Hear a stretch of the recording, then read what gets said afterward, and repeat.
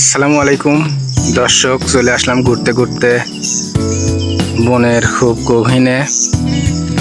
দেখতে পাচ্ছেন পাহাড়ের কি সৌন্দর্য, একটার পর একটা, যত দূর চোখ যায় শুধু পাহাড় আর পাহাড়। এই দেখেন, আমি জুম করি, পাহাড়গুলো আসলে গাছে পরিপূর্ণ, খুবই সুন্দর, অসাধারণ লাগতেছে। যারা পাহাড় প্রেমী মানুষ তারা পাহাড়ে চলে আসতে পারেন ঘোরার জন্যে, আপনাদের অনেক ভালো লাগবে।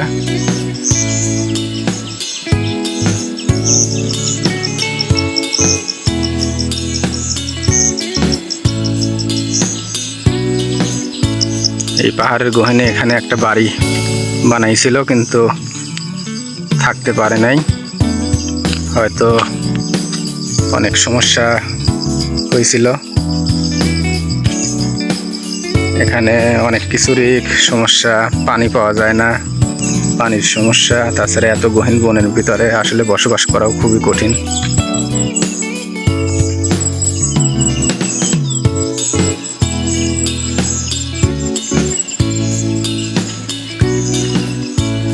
এমন সুন্দর সুন্দর জায়গায় আসলে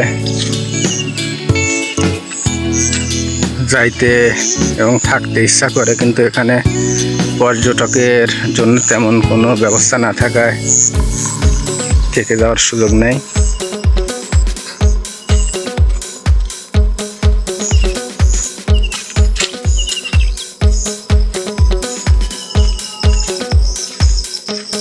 পর্যটক বান্ধব তেমন কোনো কিছু এখানে গড়ে ওঠে নাই।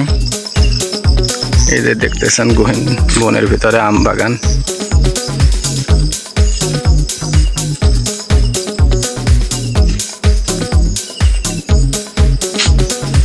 থোকায় থোকায় আম ধরে আছে ছোট ছোট গাছে।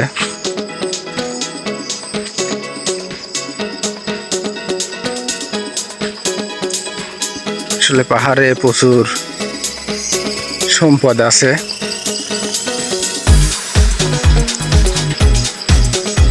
যেটা আসলে সঠিকভাবে কাজে লাগাইতে পারলে বাংলাদেশের চেহারাই পাল্টে যেত।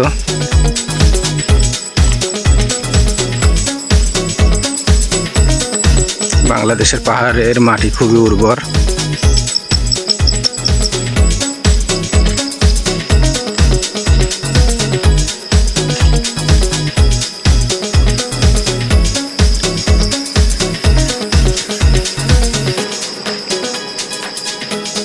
এখানে ফল, আসলে টাটকা ফল পাওয়া যায় এবং খুবই সাশ্রয়ী, খুবই সস্তা দামে পাওয়া যায়।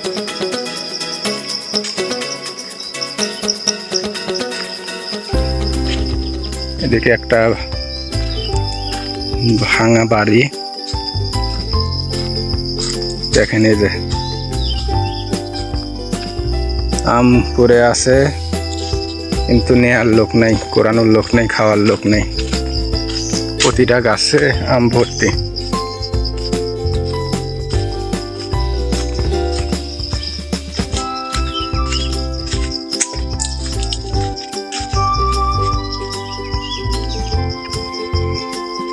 এই দেখেন, এটা কোন জাতের আম, এরকম পড়ে আছে গাছের নিচে।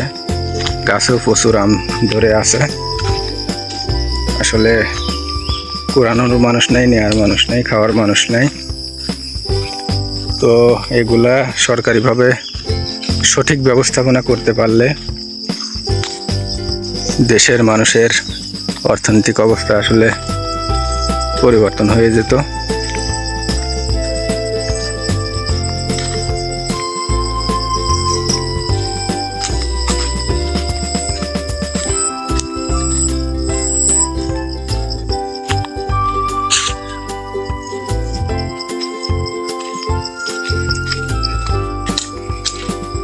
এক পাও মেঠো পথ, ছুটছি, হাঁটছি আর দেখছি। তো যাদের এমন ভিডিও দেখতে ইচ্ছা করে তারা বেশি বেশি করে লাইক, কমেন্ট, সাবস্ক্রাইব করবেন এবং অন্যদের শেয়ার করে দিবেন।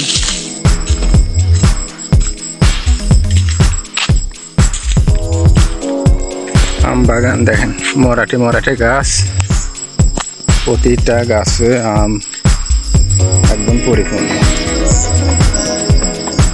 ভরপুর ধরে আছে। কোনো যত্ন নেওয়ার প্রয়োজন হয় না।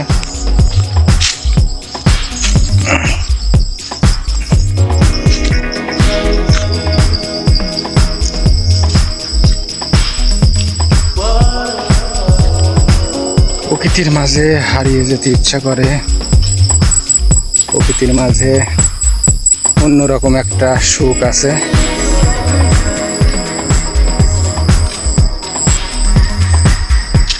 অন্যরকম একটা আনন্দ পাওয়া যায়, যা অন্য কোথাও আপনি পাবেন না।